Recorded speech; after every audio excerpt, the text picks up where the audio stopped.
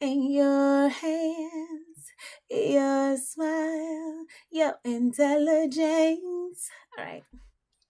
All right, so I am recording this from Eugene, Oregon. I am in Eugene, Oregon at the U.S. Olympic Track and Field Olympic Trials. My daughter, Lena Urphy Jackson, is a contender for the 400 meter and the 200 meter dash. So, yay. Um, this episode is Grind Till You Own It.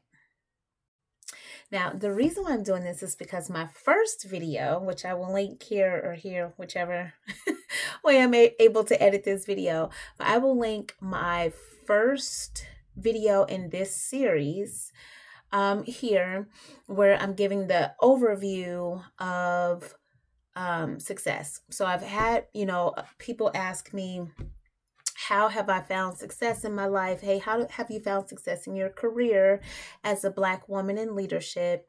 How have you found success with parenting? I have 3 children, plus my bonus stepchild. I have found some success, and I hope I don't have to say this. Actually, I will just say it. Nobody's perfect. Okay. But I have found success in my career. I have found success raising my children. I've also found success in other areas of my life as it relates to relationships, personal relationships, romantic relationships, family relationships, even in the midst of strife. So this part in the series is around grind till you own it. And specifically around, for all my Beyonce fans, okay? You know that part in the song when she was like, I see it, I want it. I grind till I own it, right? That's the part. How do you grind till you own it? So there's a couple of examples in my life. I'll use, for an example, my career. So when I had decided to switch from what I was currently doing into getting into the realm of sales, I was like, all right, I could see myself being a Pinnacle winner. Like Pinnacle's like number one. I was like, I could see myself because they got trips. I'm like, they're winning trips. They're on the company's sending you there. Exotic places, Hawaii, Aruba. I was like, yeah, I can see myself winning that trip. And then I started grinding because there was a couple of things. The reason why I was not a Pinnacle winner today is because I was starting from here. So it's like, how do I get from here to here? I had to grind. So before I started grinding, I had to identify, what do I even focus on? What do I grind? You don't want to just be out there spinning your wheels and you're not even headed in the right direction. So it's like, how do I get there? Well, first I had to figure out really what were the gaps. First of all, I didn't know anybody over there. They didn't know me. So they didn't know if I could do the job. And personally, frankly, I didn't know if I could do the job because I didn't really know what they did every day. I just knew that I wanted to win. I wanted to be number one and win a trip. And then their plaques were posted up in the office. And they were so, executive looking. And I had always seen that for myself. So I started grinding. I was like, all right, there's this P.I.E method that I probably talk about that quite a bit too, because it's a rinse and repeat method that you can use throughout your life to move from point A to point B. P.I.E method is performance, image, and exposure. So my performance, first thing I did was I focused on my performance. What's my current performance like? Because obviously, if I can't do the current job, then I'm unlikely to convince somebody that I can do the next job. So I was like, well, and plus I'm competitive anyway. It's one of my strengths. So I was already doing a good job at my job. But I also started making friends over there because I wanted to know, what does it take for you to do your job well? And so I started grinding on my performance. So in the role that I was in at the time, I did talk to brokers on the phone. And so the job in sales, the sales role that I was wanting to get into, they also spoke to brokers on the phone. So I was looking for some, what's the common string there. And then I started to apply myself, and just letting it be known that I could do this. So I was trying it out. I was like, can I sell? Can I close these agents? Can I walk them through the process? Can I get them to do what I want them to do? What's my level of influence? So I started to try it out on the calls, and I saw that, you know, I was able to, persuade one way or the other. And I was like, I can do this, right? And then that's performance. So grinding in that meant, what does the job entail? What am I doing now? How can I be the best at my current job? And then I went for it. And then I was. Then the next item is on your image. Now, when I say this was a grind for me, because at the time, my family, we didn't have a ton of money for me to change my image. Well, I always looked nice and presentable going to work, but I also had at the time 4 children and a husband, and together, even with 2 adults in the household, we just didn't make a lot of money to be raising 4 children. So again, it wasn't like I could go to Saks or even probably Macy's at the time. But knowing how important your image is, my grind looked like this. Okay. I would go to the Goodwill and I would buy my clothes. I got my first blazer, my first sports coat from the Goodwill. And actually, that's what I wore on my interview for the sales role. So you grind until you own. It's not an excuse to look poor or to look homely or to look, um, like bummy. It's just not okay if what you're trying to do is grind till you own something, because your image is important. All right.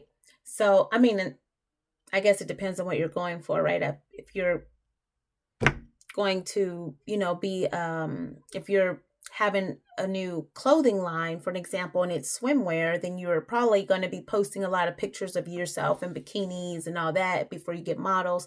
And that is okay if that's your image. But if you're not going to do anything with swimwear, and you're grinding towards something, you just want to make sure that your grind matches what you're after. Okay. So my grind at the time was to get into, to be seen, to be taken seriously as a sales professional. So when it came to my image, it was a grind. I also do my own hair. And so just making sure to keep that up. That's a blessing, actually, that I can do my own hair, because again, we didn't have a lot of money for me to stay at the salons. So thank God these hands are blessed. I was able to keep my hair up, so I can keep my image up. So I went to work every day and I always made sure to look presentable.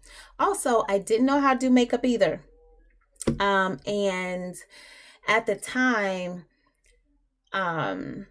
YouTube was really kind of picking up. So I was able to like watch YouTube videos and figure out really what to do with makeup.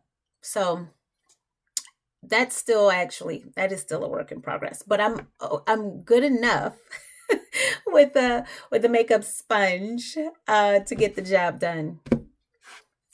And then finally focusing on exposure. So exposure is not always given to you. Sometimes I know we're thinking, or sometimes it's easy to think, well, if somebody just saw me do this, or if they would just let me do it. And sometimes exposure is I wouldn't say sometimes. I don't leave things up to chance, and I don't recommend that you guys leave things up to chance. If exposure is something that you don't already have, then you want to get it. Create it. We are made in his image and we are creators. So if you don't have that exposure, then you create that exposure for yourself. An example of me creating some exposure for myself when I wanted to get into the sales role is that if I spoke to a broker on the phone, or after I spoke with a broker on the phone and I gave him information and I walked him through a sales process, because I was doing the job before I got the job. But when I walked him through a sales process, if that a broker gave me any sort of feedback that, oh, okay, so now I'm going to sell your dental. Oh, thanks for walking me through that, Nakela. Now I'm going to sell your hospital plans, or anything like that. I would forward it to the territory leader, the territory rep that was the salesperson at the time for that territory, and I would say, I would like do like an alley oop, right? And I may copy, if I knew who it was, I would send it to him. If I didn't, him or her.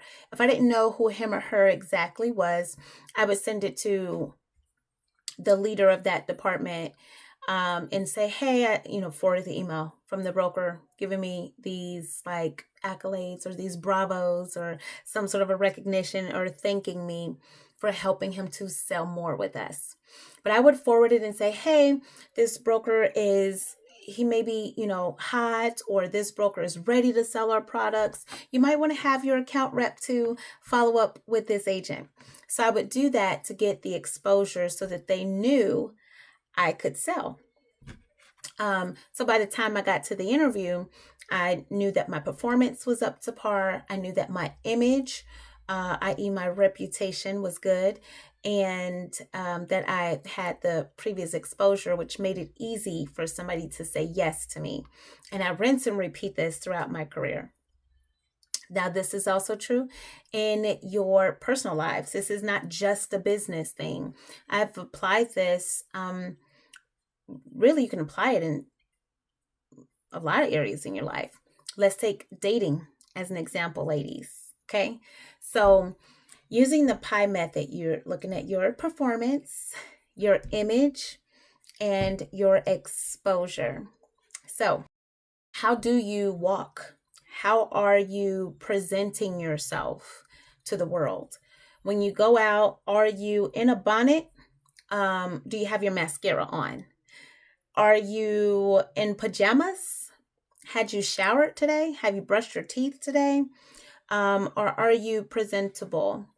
Um, and not to say you have to be dressed like you're going to the Grammys every day, but your image is very important. So I know that's the I part of it, but it's like a P and I together, because part of your performance is how you look. You typically cannot perform well in most things if you don't feel good about your appearance. So also performance of a woman, it's like, what is your definition of a good woman? If you're a man watching this, what is your definition of like a good man? Think about the person that you want to attract. Who would they be attracted to? What type of man or woman would your perfect partner be attracted to? Does your performance match that? Are you more traditional and you're like, I want a traditional man, because I'm a traditional woman. I want traditional marriage. Is that true? Do you perform like a traditional woman? And think about that. And if you're not sure, look up some videos. Does a traditional woman do versus like a modern woman, versus maybe somebody that is a little more liberal? But whatever it is, whatever you intend to show the world, whoever you intend to be, does your performance match that? Do you walk the walk that you're talking? And if not, make some adjustments. Is there any exposure? Meaning that if you are dressed to the nines and you're always in the house and you refuse to get on any dating apps, then nobody sees you. There's no exposure. You can't date like that. You have to be seen. You have to get that exposure. Maybe that means you need to get comfortable with dating on the social media platforms to get that exposure.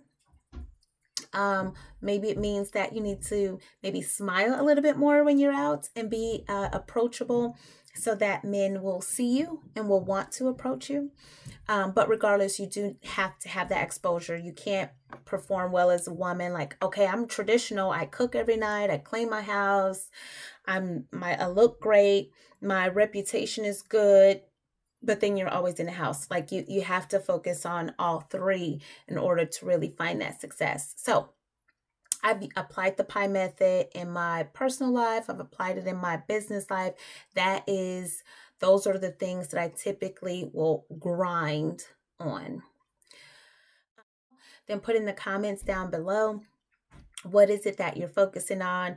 And if there's any way that I can help you to identify what your performance is or what it is specifically that you should be grinding on and putting your focus and energy into, I'm more than happy to help where I can. Thanks for tuning in to this episode. Now I am getting ready to do some karaoke. So thanks for tuning in, guys. Bye.